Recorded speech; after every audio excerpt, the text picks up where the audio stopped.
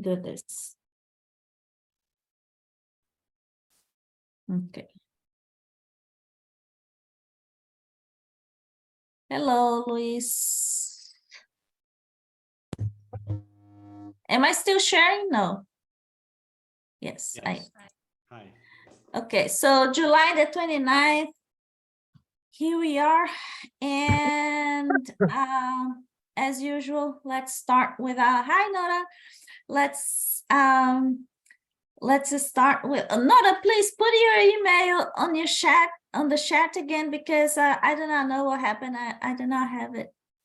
And I need to send you some communication about what we are going to do next. So as usual, let's do start with our prayer. And I love this Suzanne Wilson's meditation. Let me know if you can hear. Okay, just closing our eyes and relaxing our bodies. Just concentrate on Suzanne's voice.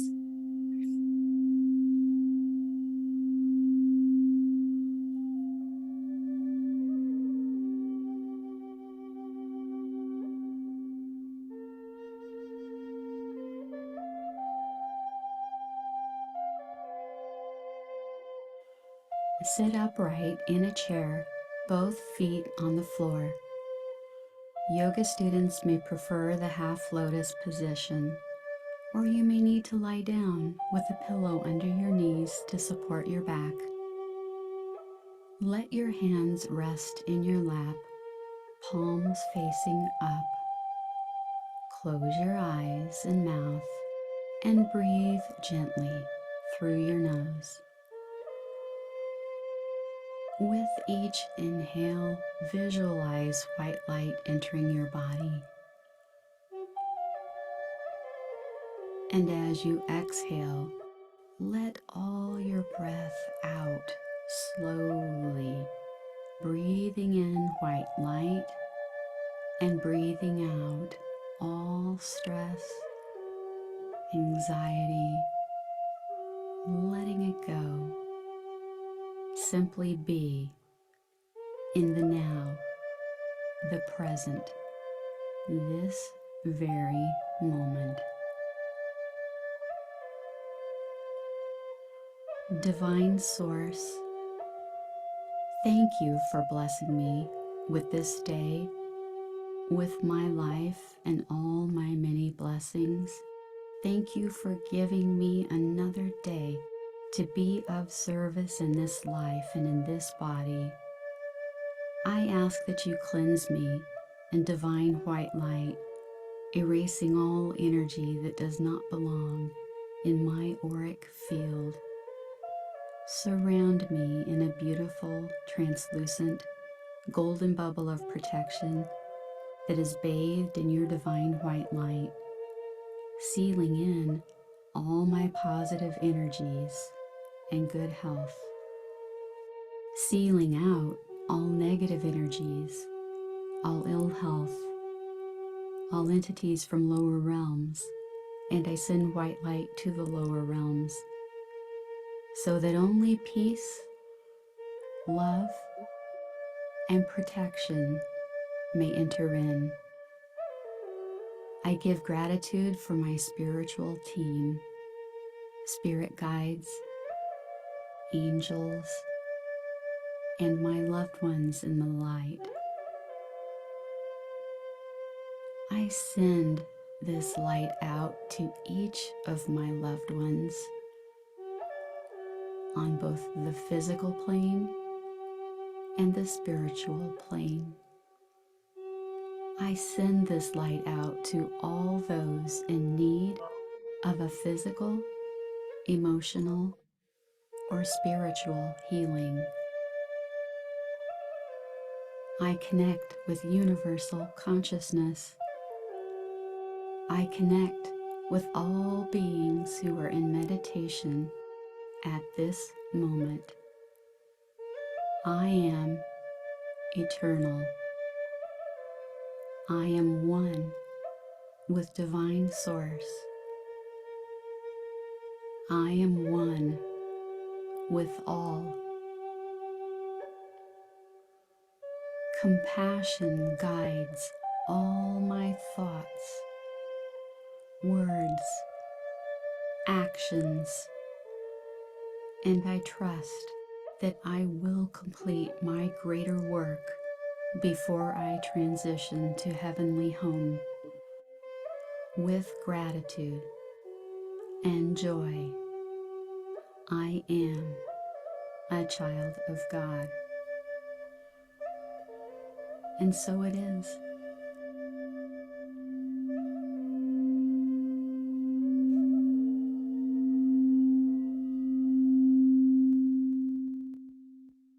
And so it is. Oh, yeah, we have seen this. I do not know if Nora saw, but we are having a small group gathering in Brazil, and it's gonna be a lot of fun. So finally, the schedule is we finished, it's ready. So that's what I'm gonna send to you all in an email, so you can see what the program will be and what exactly we'll be doing for each day. There will be a small trip to Pedro Leopoldo. That's the city where Chico Xavier, the medium, Brazilian medium, started his work. And then there will be a visit to a Spiritist center in Belo Horizonte, and that Spiritist center, the president of that center was very generous, and he actually invited us to be there, and he allowed us to conduct some not lectures, some presentations, and I mean, it's going to be a lot of fun and a lot of things to share with them.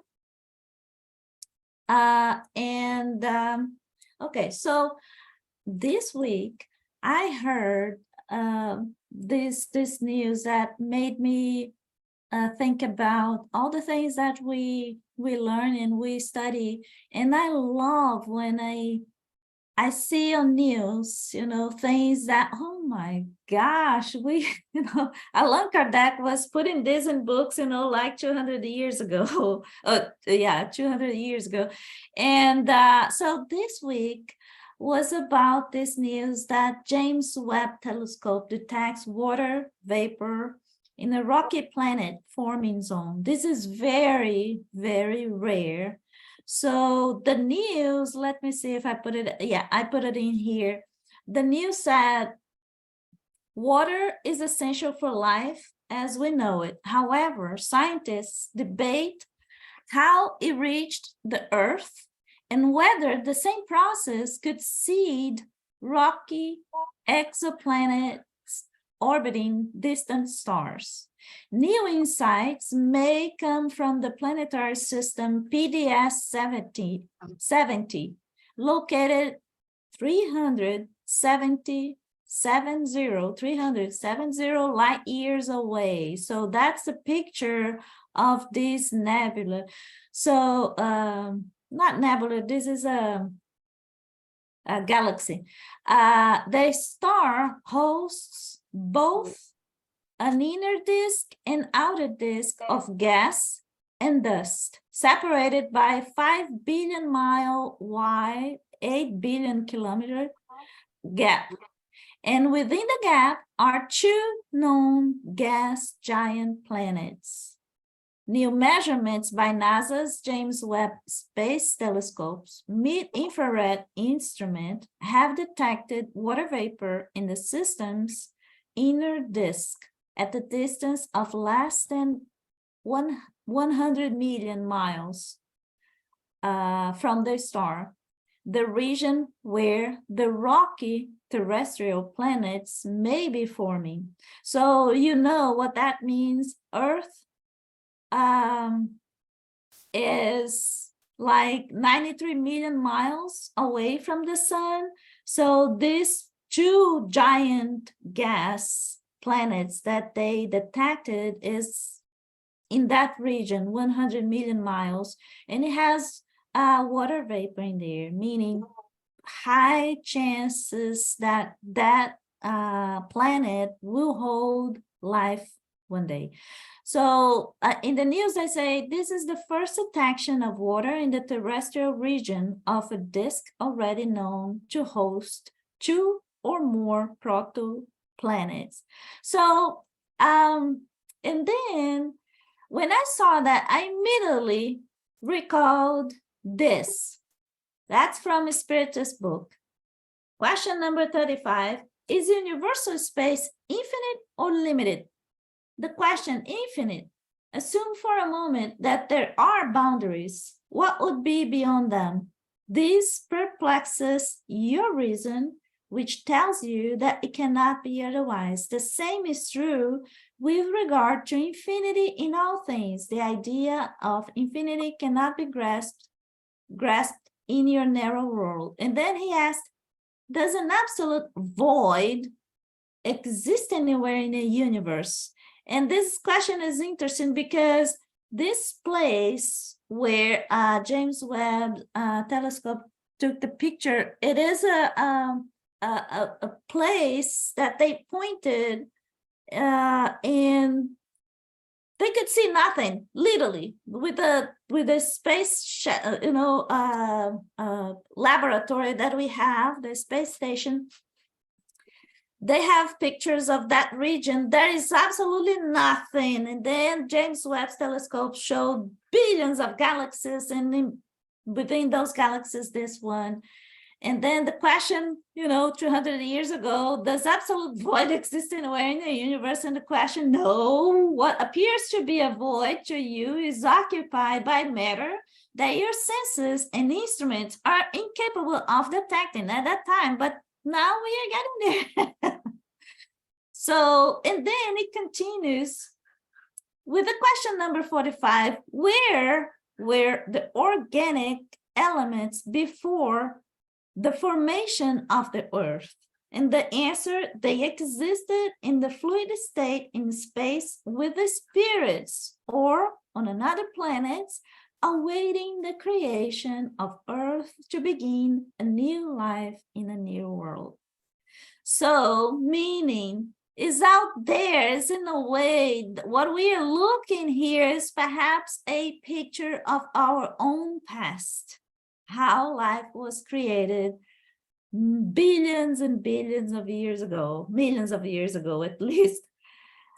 But if you go more, if you look at the book of Genesis,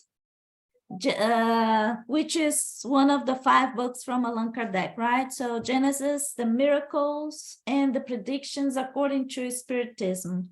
So there is a specific chapter talking about uranography, meaning formation of planets and of galaxies and such. Do I have a volunteer to write? Luis, you have a good voice. Would you please read for us?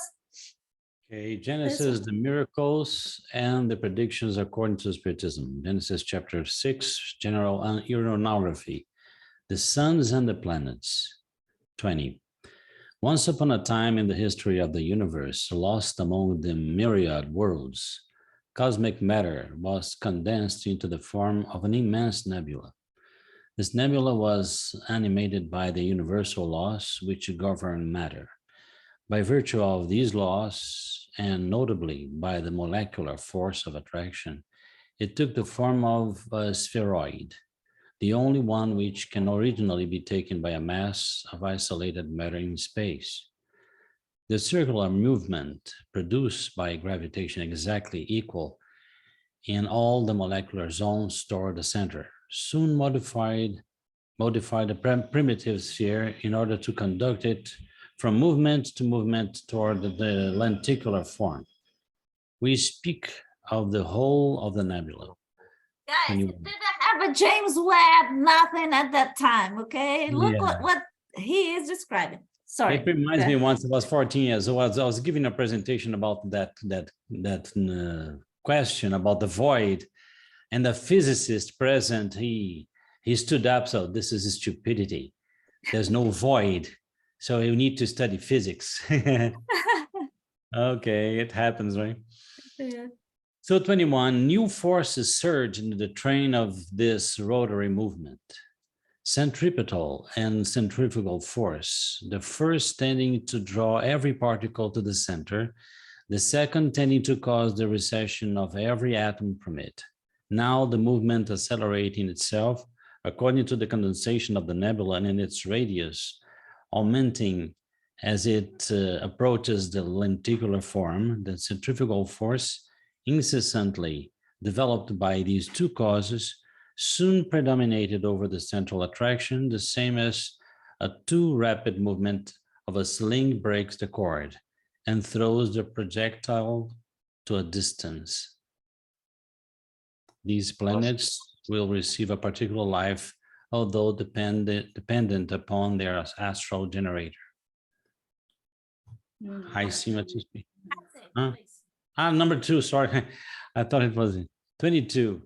The nebulous generatrix, which gave birth to this new world, is condensed and has resumed the spherical form, but the primitive heat developed by its different movements, weakening it only by very slow degrees, the phenomenon we have just described will reproduce itself, often during a long period, while this nebulous mass will not become dense or solid enough to oppose an efficacious resistance to the modifications of form which successively impress its rotary movement.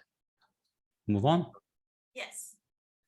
It will then not have given birth simply of one astral body, but to hundreds of worlds detached from the central focus, issued from it by the move of formation already presented.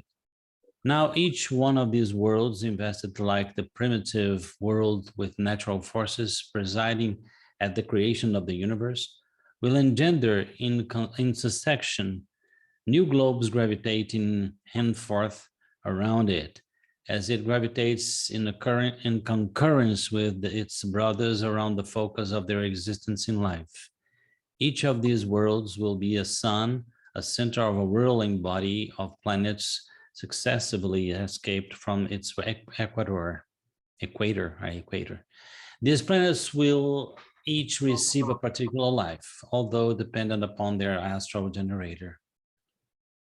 Isn't that amazing? Guys, this was the spirits talking to us. And hi, Cynthia, you have your hand. Yes, raised. it's a question. Which Genesis are you talking about? Good question. So, go ahead, Because please, chapter please. 6 in Genesis is about Noah. Yeah. Yes. Yeah, no, this is not the Bible. This is by Allan Kardec, right? It is Allan's, okay, his Genesis. Yes. Okay, good. One thank you. of It's the his fifth 5 book. books. Yeah. What they call the 5 principal books of the Spiritism, Yeah. which is the Okay. first one, the books of the Spirit, which the ones we're studying right now, and then the Medium's book, then the Gospel according to Spiritism, and then Okay, good. Heaven and Hell, and the last one, Genesis. Yeah. And the Thank you. Genesis explains the first part of the Spirit's book when it talks about the creation of the universe and everything else. Many Spiritists in Brazil, they say the Bible begins with Genesis and ends with Genesis. Yes. Yes. So go ahead, Liz, please. I guess this is the Okay, the 23. Planets are thus formed of masses of condensed matter, but not yet solidified, detached from the central mass by the action of centrifugal force, and taken by virtue of the laws of motion, the spheroid form more or less elliptic according to the degree of fluidity they have maintained. One of these planets is the Earth, which before being cooled and invested with a solid crust, must have given birth to the Moon by the same mode of astral formation to which it owes its own existence. guys, we have models today proving, showing that happened. But imagine. Yeah. The earth henceforth inscribed in the book of life, a cradle of creatures whose feebleness is protected under the wing of divine providence, a new chord in the infinite harp which must vibrate in its place in the universal concert of worlds. Then I think this is the last one. So then this is the Genesis, the book of Genesis, talking how all those galaxies and the planets, how they are created.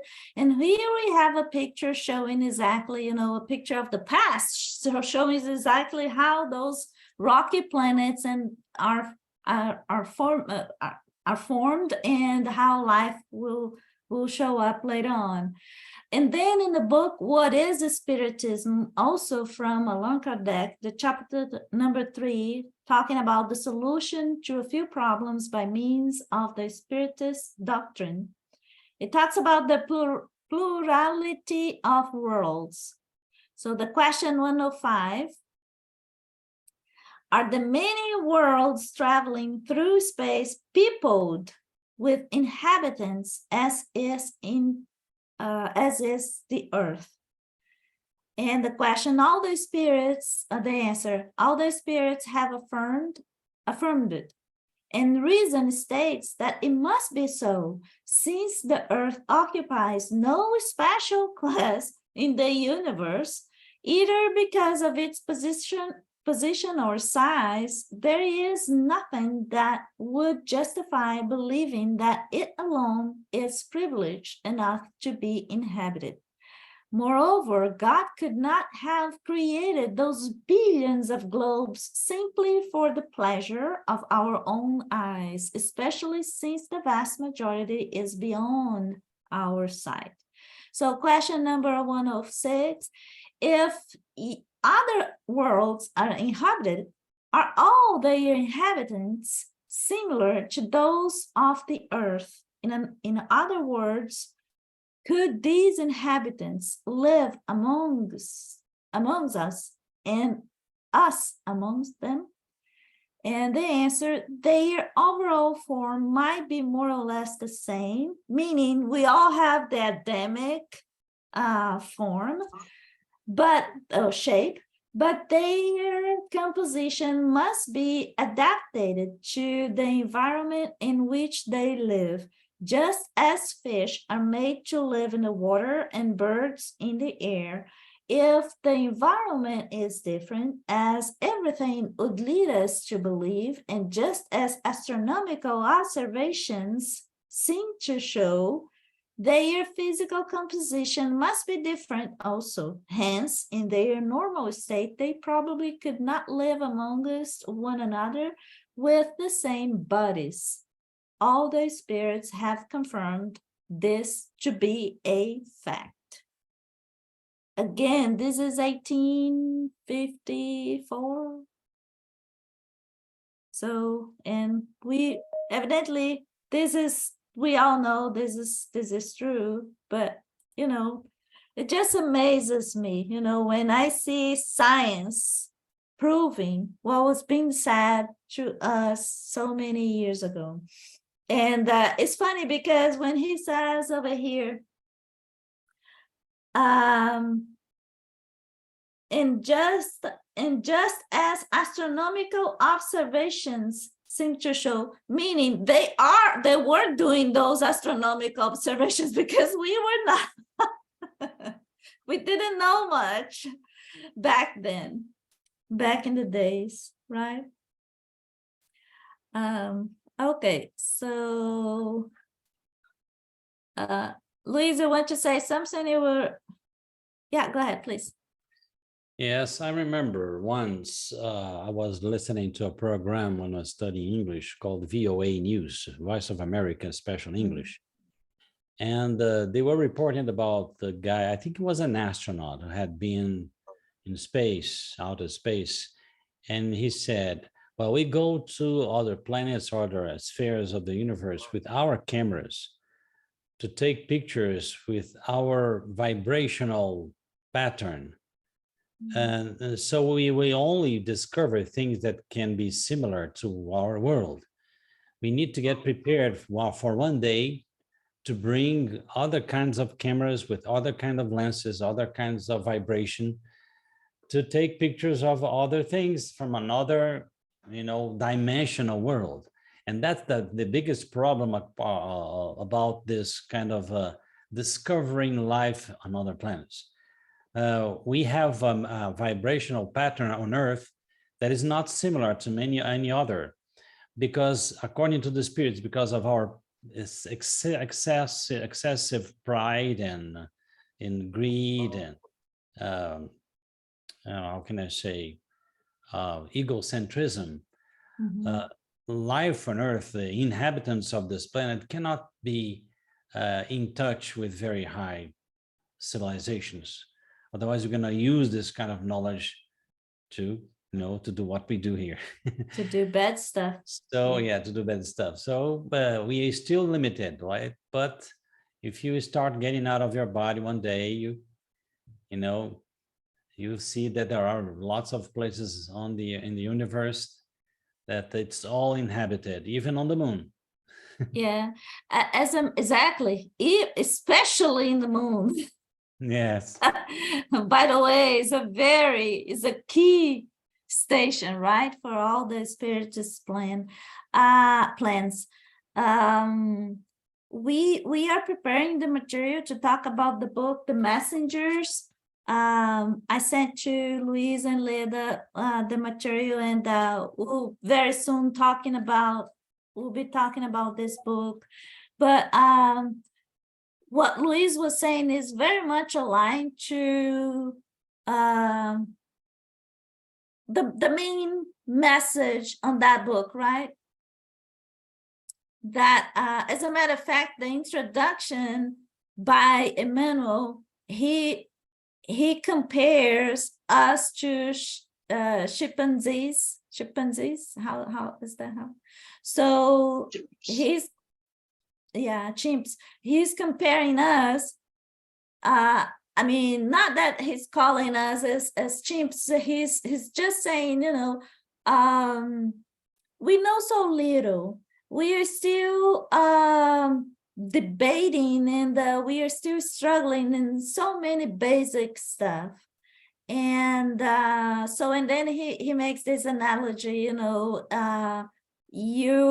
we are so amazed with what the spiritual realm can tell us, but in reality, it is like putting an ape in a palace or in a palace, and then the ape will look at that place and it will be amazed at what he or she is looking at, but in reality, it's not much. It's just like any other construction, but we just feel so inadequate. So he put that figure, that how can I say, analogy together, just so we understand, how far away we are from the actual truth, and how little we know. We are still struggling on basic stuff. All right, so we are still studying law of liberty. Federalism is the topic. We left with the question A63. Do social customs often force people to follow one road rather than another? And is their choice of occupation often controlled by the opinion of those around them? Is the feeling that leads us to attach a certain amount of importance to the opinions of others an obstacle to exercising our free will? And the answer, social traditions and customs are established by human beings and not by God. If people submit to them, it is because they want to, and their submission is an act of their free will. If they wanted to free themselves from those customs, they could do so. Then why do they complain? They should blame their pride rather than social customs, because the pride makes them prefer to starve rather than stray from what they consider to be their dignity. Nobody thanks them for this sacrifice, though God would take note of the sacrifice of their vanity. We are not saying that you should resist public opinion or customs, as in the case of some people who are more eccentric than philosophical. It is just as absurd to allow others to point or stare at you like a curious animal, as there is wisdom in voluntarily descending when you are unable to stay at the top of the ladder. So that's the question. And oh no, well, I didn't open. Okay, so the next one is A64. While there are individuals to whom fate is unkind, there are others who seem to be favored because they succeed in everything they do. To what is this to be attributed? Question, comment? Anybody? Okay, go ahead. Well, Luis. yeah, of course, there's an easy answer to that one. Karma. You get what you pay for, or you pay for what you get. You harvest what you seed. Yes. Go ahead, Luis. Exactly. I think John said everything. But one thing, I just want to take it something to spice the conversation a little bit. But it's because Allan Kardec once was asked about numerology and astrology. And he said, I've seen interesting things about numerology, but about astrology, I've never studied because, he was a very positive guy. And many spiritists said, so no for astrology, right? But then I said, so Allan Kardec didn't have time to study that. So I was going to study that. And as I've been teaching for a long time in my life, I started analyzing students' behavior according to their zodiac sign. And I really saw lots of evidence about this kind of thing. And once I was reading a book called The Consoler by Emmanuel, Chico Xavier's spirit guide. And he said, yes, actually, somehow, in a way, astrology is karma, right? It's how karma works. And we are born under the influence that we deserve. But the spiritual knowledge and the Christic ethics comes to free you from this karma. If you want to be different, by making your own effort. For example, you were born a Gemini person and you speak a lot and you decide not to speak so much, right? And make an effort to do that.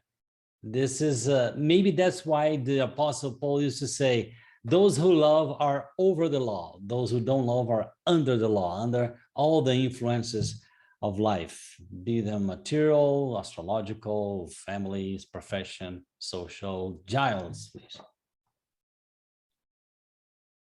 In a way, I think that's an easy one because the astrological outlook of your life will or will not affect it.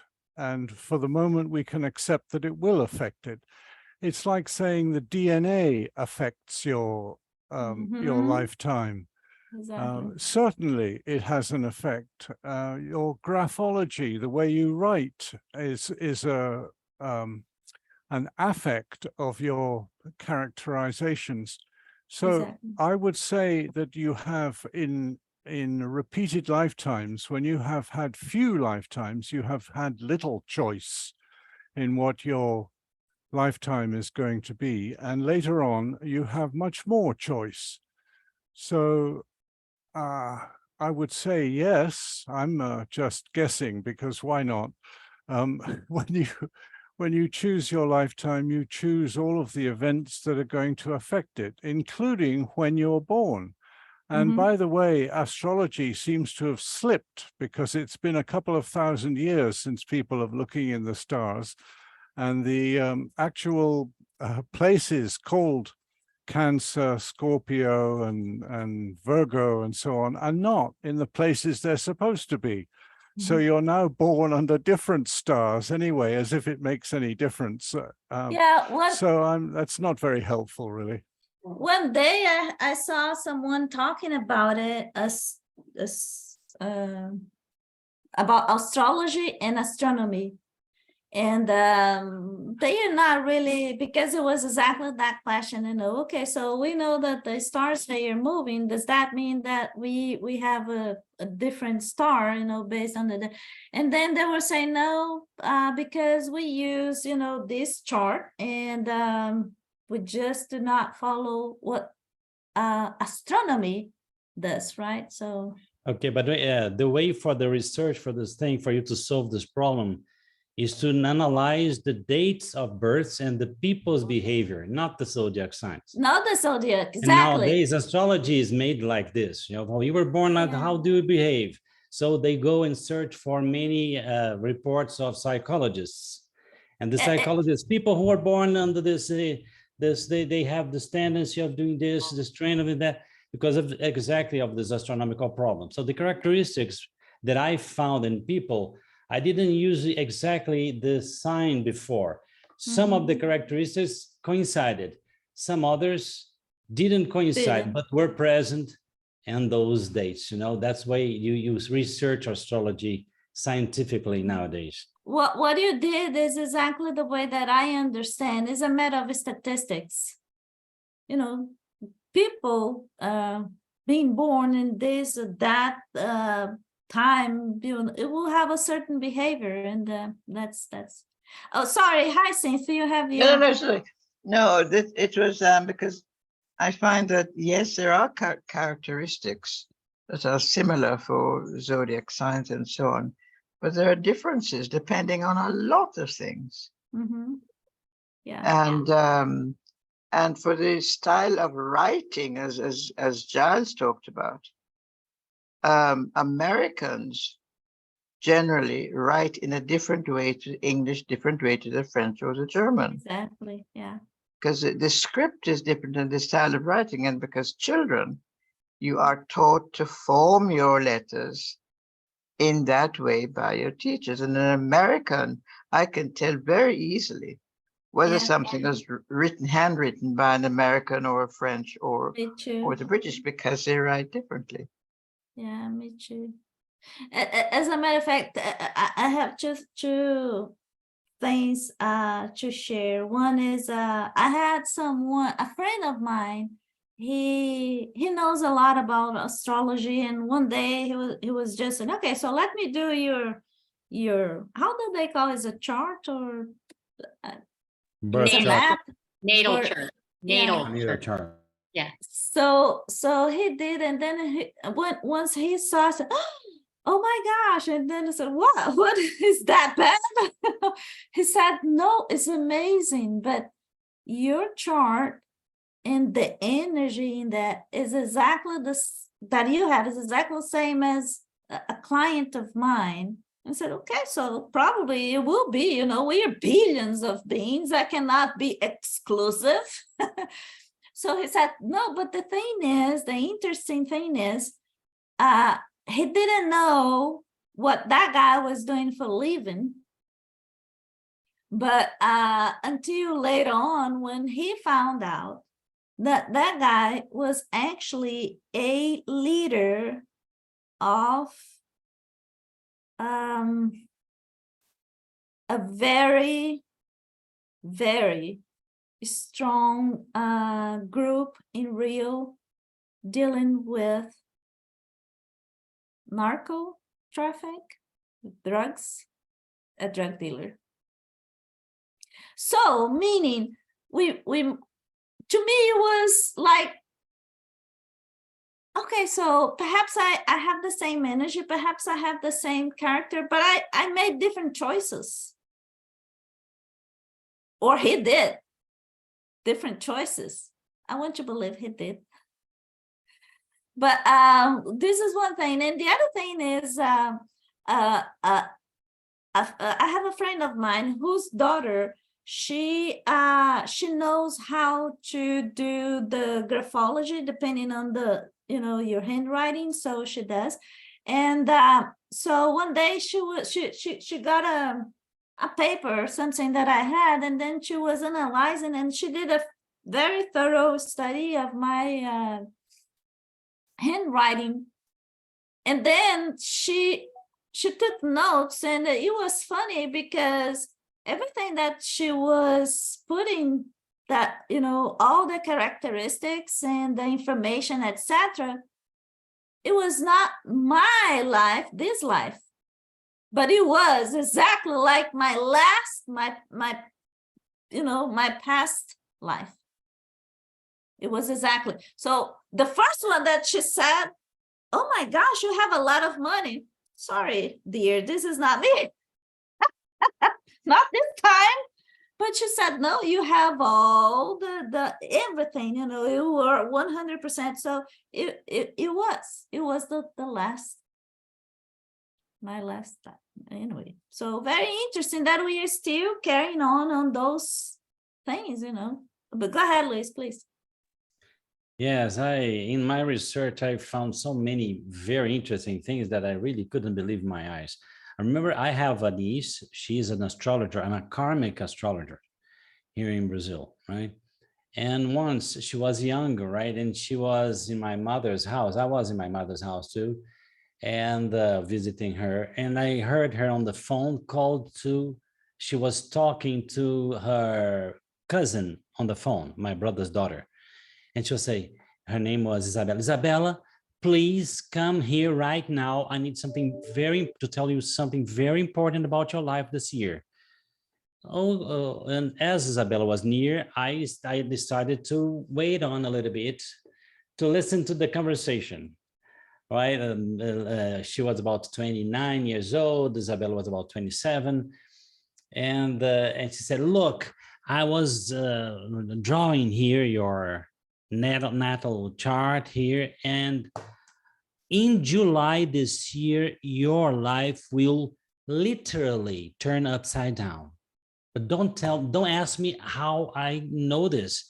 I just know that according to everything here, and after that, after your life turns upside down, your life is going to change completely this year." So that was the sentence. In July of that year, right? Isabella was going to Rio de Janeiro with her fiancé, and the car crashed, the car turned upside down. They were upside down for some minutes after and then they woke up. They left that car and her life changed completely. She broke up her relationship, she moved her house, found a new job. And this was something that really amazed me very much, because she's a karmic astrologer. So she deals with this kind of thing. But a life change I event. forbade her to speak about mine, right? I didn't want to. Luis, you are the last one. Would you please read the answer for us? Okay. So just repeating the question, while there are individuals to whom fate is unkind, there are others who seem to be favored because they succeed in everything they do. To what is this to be attributed? In many cases, they know how to best manage their lives and actions, but it may also be a type of trial. People are intoxicated by success. They put their trust in their destiny, and in the end, they pay for these successes by severe setbacks, which greater forethought would have enabled them to avoid. Yeah, people, I agree. People sometimes, they are so lucky that they are so self-confident that this self-confidence sometimes goes overboard. Yes. And life sometimes comes to teach them that they need to give second thoughts to their acts and to their doings, right? As a matter of fact, who remember or who knows about this discotheque house in place in New York City back in the late 70s called Studio 54. Do you remember this? Studio 54? There is a documentary about Studio 54. It's a very interesting. I watched last night. Should I say the where? But anyway, I watched and I found it on Netflix, and Studio 54. It was a genius idea. That guy did change, those two guys, they did change the idea of, having fun, of nightclubs, etc., etc., etc. Wonderful ideas. So creative. So, but exactly because of that thing that Louise was talking about, they missed the track. They missed, what actually the purpose of those places should be. Because Studio 54, at some point, it was considered a place where there was no ethnicity, no gender, no nothing, no prejudice. It was supposed to be a place where people go there and just, be themselves and feel free and have fun. But all of a sudden, it is so amazing. You have to watch and see how badly they screwed up with the whole thing. Within 3 years. So within 3 years, they went all the way to the top. There were this famous businessman, with this globally known nightclub. And within 3 years, they were in jail. Amazing. I really recommend you to see, because that's how we human beings have this wonderful ability of screwing up with things that could, it was everything so right to everything there, right there for them to do it right, and they messed up badly. Anyway, I really recommend that. It's very nice. And again, human nature. A65, how can we account for the luck that sometimes favors people under circumstances where neither will nor intelligence have a role, such as gambling, for example? How can we account for the luck that sometimes favors people under circumstances where neither will nor intelligence have a role, such as gambling? Oh, Gloria, please. What came up for me just now is something that my flight instructor said to me many years ago. She said, a plane is designed to fly straight and level. And she said, for you to crash it, you're going to have to hold it in an unusual attitude for a prolonged period of time to force it to either stall or, go into the ground or whatever. And I think that's how it is with our lives. I think God put us here with everything we need to fly straight and level. Mm-hmm. And we get in these unusual attitudes that cause us to crash and burn. And I've had enough messages through mediums of my husband since he was gone. He was such a driven man. He wanted to be a college, university president by the time he was 50. And when it didn't happen by the time he was 55, he'd only made it to dean. Oh my. Mm-hmm. And he was in breakdown because, he was going to have to go. He only made it to dean. Yeah. And then he got hired to be a vice president at a university, and he was so disappointed in himself. And then he died. And when he comes back through a medium,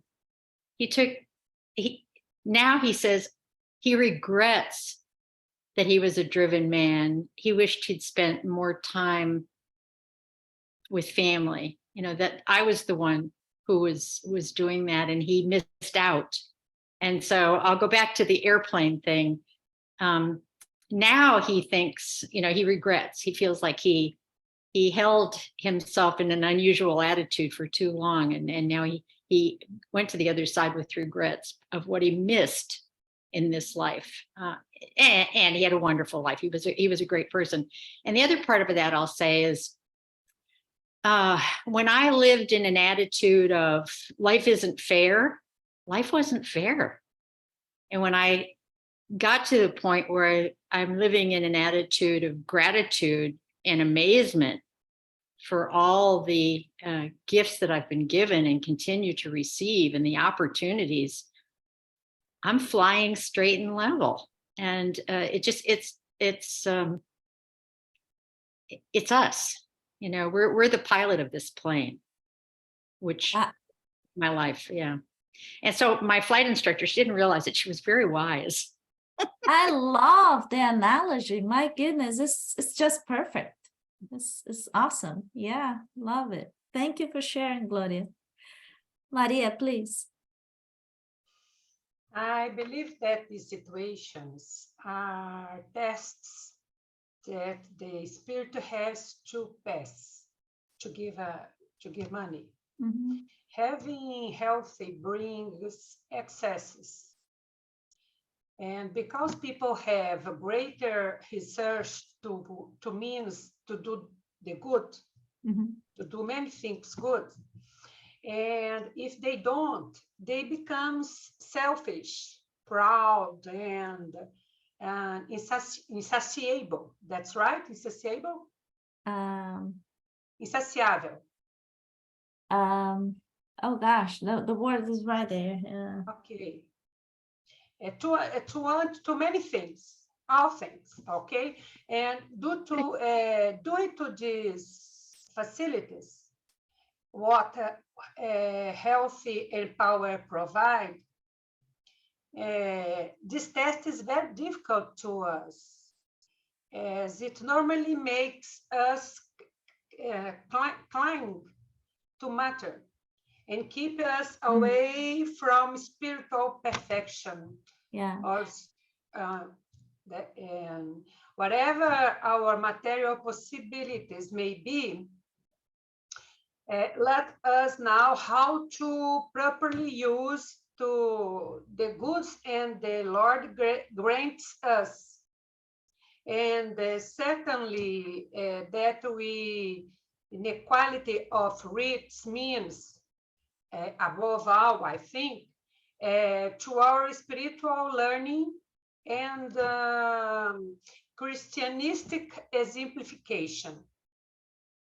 So yeah, I see what Maria is saying is that, being rich, wealthy person, full of capabilities and power, etc., is a very hard task, because what happens is we get distracted easily, and then we get attached to meta things, instead of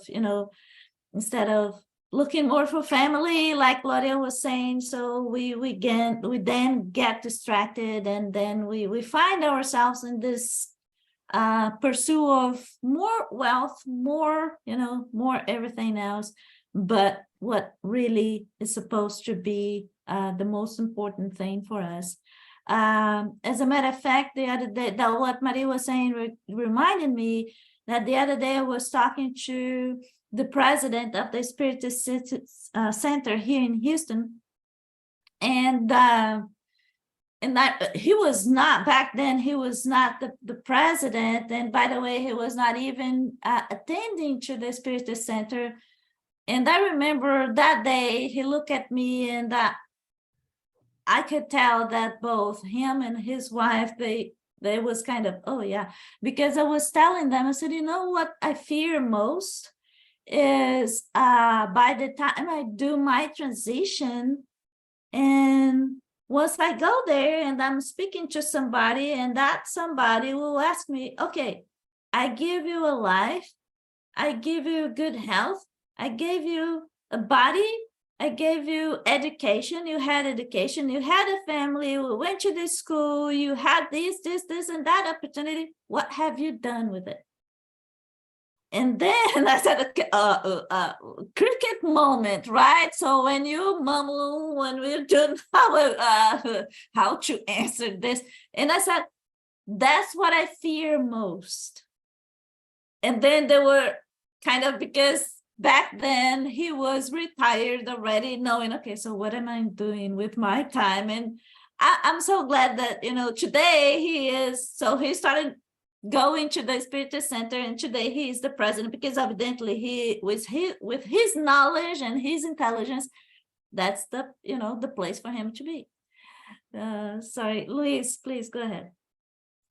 Yes, very interesting, and it goes down to the question we were reading in the Spirit's book, and what Gloria also said, and Maria too, because many spirits, like Gloria's father, they come and say, next time, please don't give me the chance to be very successful. I don't want that. Oh, yeah. And for example, in many books by Chico Xavier, like Sex and Destiny, there's a situation like this. The guy is very capable. It's called Felix, his name. I don't know in an English version of it. And before reincarnating, he asked people, don't give me an easy life. I don't want to reach this kind of success. I don't want to have this. I don't want to have that. So it explains sometimes that some people are kind of unlucky. And many times that unluck is their ask, their demand. What they asked to not to have the success they wanted, Yes, because they want to be spiritual. Because when we go out of this body, and we go and we are in a very dark place, a very not bad weather, and say, how can I go up? Oh, you have to leave lots of things behind for you to go up, because your perispiritual, spiritual body is very heavy. And if it's very heavy, how can you, what can I do? So next time when you reincarnate, you need to focus on something else rather than what you focused in the last life. I remember there was a guy called Gordon Allan, an American, a ruthless investor of the Western world in America, right? And Gordon had an out-of-body experience, a near-death experience, right? He was a tycoon, a multi-millionaire, right? And he had this out-of-body experience, and after he went there, that was in the BBC documentary, and he changed his life completely.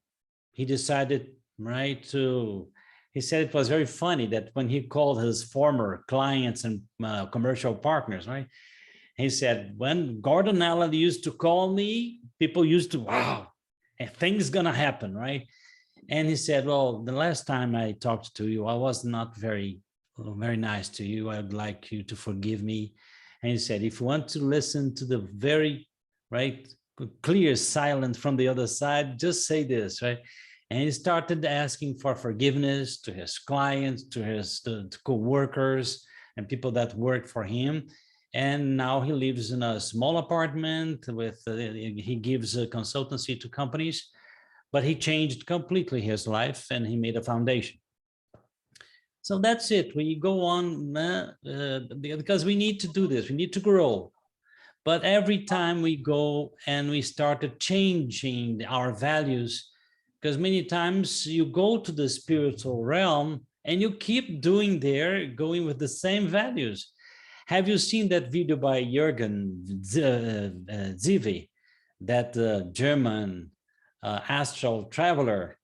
He allowed me to post his video on my channel, and I made an introduction about my experiences, about experiences. And this was very hard for me to get out of the body, because I remember that sometimes I was flying on my street and looking at those car dealers' houses with very expensive cars, and I was flying, and I decided to, oh, come on, this scenery could, a good sound, good music could kind of pave this ride that I'm having. And then I started listening to very surround system music, right? And I said, look, I'm doing this for free. I'm feeling more awake than when I'm awake, an awakened stage on earth, right? And I started doing this very often. And I had to be very careful because I needed to work. I need to make a living. I need to do something. But the thing that you said, oh, come on, this is no value.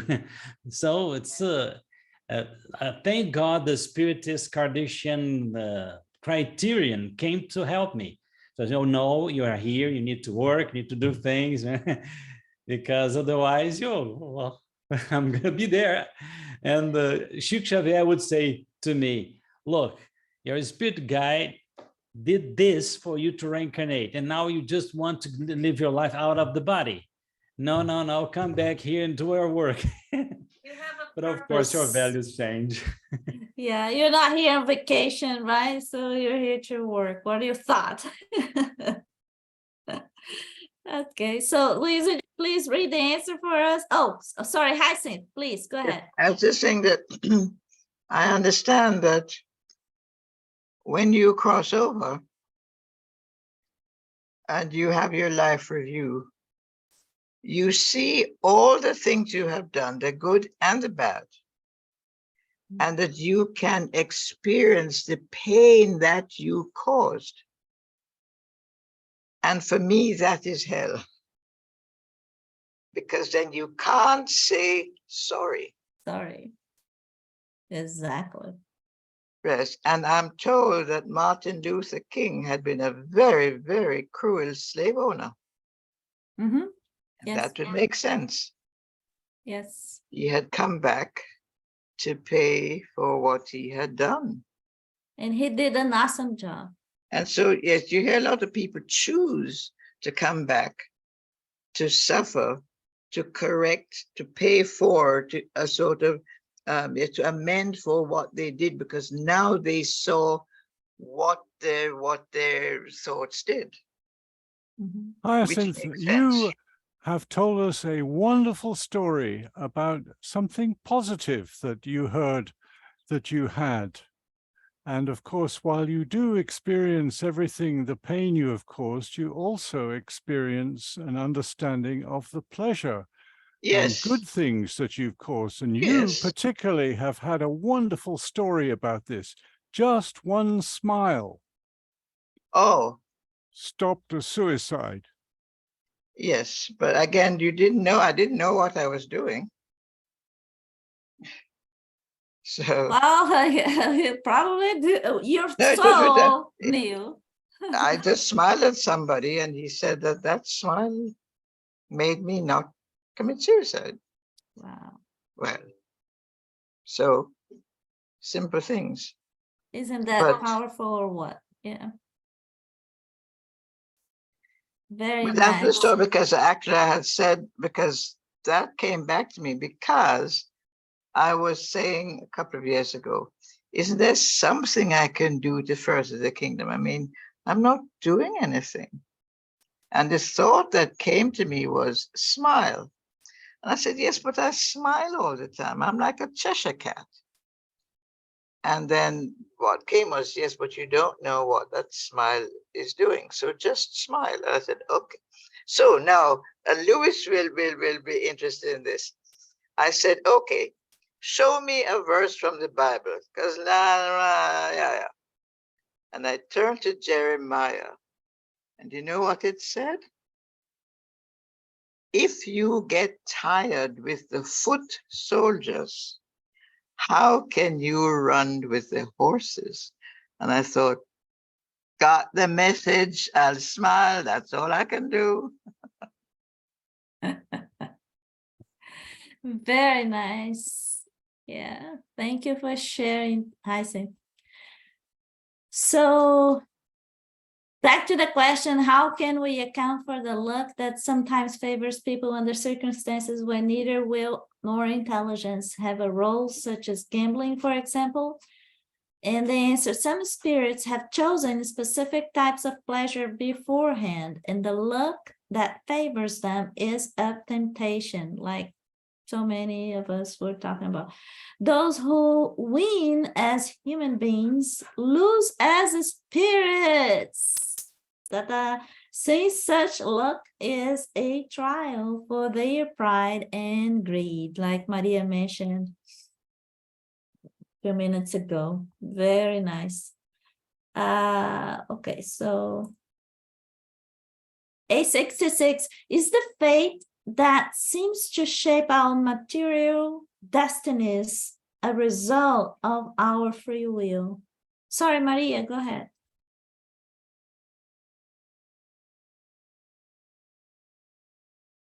As about this question, I think that before reincarnating, the spirit goes through reincarnation planning. That's right, reincarnation planning. Yes. That is, there is a whole preparation for him to return to Earth in a new body. All this is directly related to the conditions and events of the new incarnation. Each individual has his own trials to bear, and they are chosen according to the progress that needs to be made. To be made? To be made. Mm-hmm. To be made. To be made, yes. So when the spirit plans to reincarnate, he agrees with the trials that are part of his mission. The trials? Trials, okay. It is not, therefore, a divine imposition. God don't say to us, do this. But rather as a common agreement between the parties. Between me and my guides, between me and my friends, and between me and my enemies. That's right. We need to do many things that may had his reasons in our past, in our anterior lives. Yeah. We repeat. I think that karma is not para nos castigar, how I can say it in English? To punish. Karma is not a punishment. Us, but to give us a new opportunity to learn how to do the right thing. Yeah, I agree. Yep. Agree. Thank you. So any other?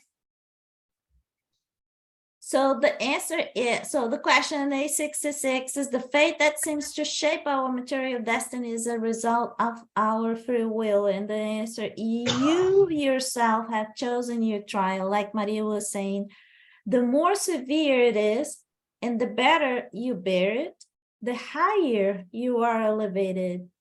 Those who spend their physical life selfishly, enjoying wealth and happiness, are cowardly spirits who remain stationary. The number of those who are unfortunate is much greater in your world than those who are fortunate, because spirits generally choose the trial that will be most useful to them. They too clearly see the futility of your splendor and pleasures. Besides, the most fortunate life is always more or less troubled, if only by the absence of sorrow. Isn't that something?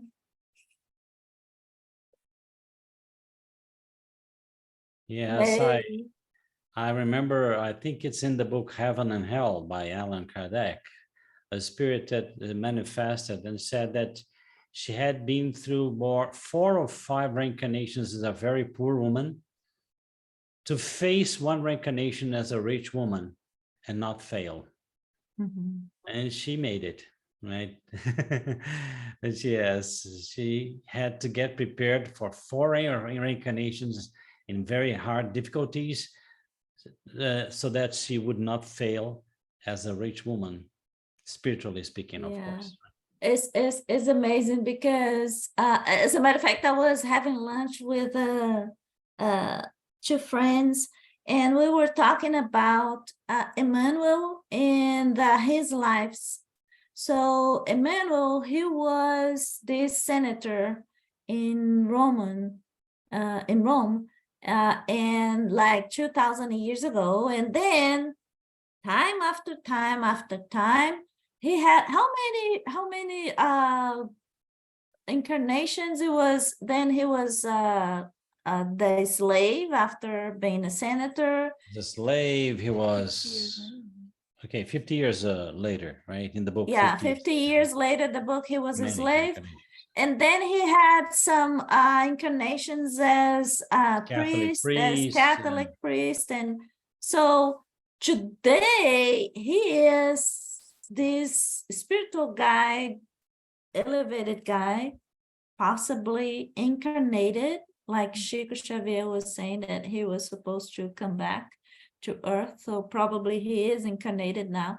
But he had so many incarnations, and in all of them learning a lot, you know. So when we read books like this, that Emmanuel was, you know, was the sponsor, was the editor, or sometimes reviewing, or, you know, even writing books. Supervising, Writing books with Chico, and we said, oh my gosh, this guy knows a lot, and he is so knowledgeable, so elevated. But if you read the book 2000 years ago, you see a very selfish, full of pride person, right? Mhm. So meaning we have hope. Yeah. Within, you know, Well, some incarnations like that. Before we go, we weren't introduced to Chris Kitches. Hi, Chris Kitches. I guess you're from Belo Horizonte, aren't you? Ah, nice to see you. Nice to meet you. Heard so much about you. Yes. I'm in the studio. Não, A little bit hoje ele tá noisy. jogando amador, eu não sei onde ele tá, tem muito tempo que eu não encontro, mas é um cara, assim, fantástico, era um goleiraço, pegava muito. We hear something else. Yeah. Yes. Yeah, he is in the studio. That was he said. That he is in the yes, studio, okay. and he's working. probably working right now. Yeah. Okay. Multitasking. All right, guys. So it's Nora is new. oh, you don't know Nora. Nora. Nora is our Nora I friend know. from last. Yeah, Nora we know. But I don't know Nora. Are you Brazilian, Nora? I'm not. What nationality are you? I'm American, but my parents are Mexican. I'm Latina. I am Latina, but I have my name is Nora Brazil. Okay. So, but I'm here. Well, I lived in Brazil for several years, and that's where I came across Spiritism. And then I met Chris. We did a study together, Kardec Radio, through our friend Jean Pedro. So I'm here. I worked for Kardec Radio for some years, right? Several years. Oh my gosh, yes. I had a segment called The Gospel According to Spiritism. Oh my gosh, that's lovely. Vanessa Celani, yes. Yes, we continue working. Yeah. So I very came nice. aboard during the pandemic. That's when it Yeah. yes. She needed a lot of people, you know, we all went. But it's so beautiful to be here. And just like everybody's so diverse and have different perspectives. And you know, I'm sitting here thinking too, because you know, I've thought about this too. Some of my, like, even if you allow me to just bring in some of my personal trials, I'm like, there's certain aspects of my life, it doesn't seem to move. It's the same thing, right? And it's like, of course we're human, and we sometimes it's like, oh, we get so frustrated, but it's true. If we really in tune to our mentors and we start to see our patterns in life, etc., then we can come to that realization that it is a learning opportunity, and to be open to that, whatever it is. So it's a very healing message today from these questions with the Yes, I think for all of us, because we need to go beyond, you know, Nora, go beyond. So if something is making you get stuck, it's because you need to take a next step forward somewhere else, not exactly where you think, you know. It's very important. Yeah. And this group is really diverse. So Hyacinth is What time is that for you now, Hyacinth? 11 Oh, o'clock? almost 11:30. She's in Austria. Mhm. Yeah.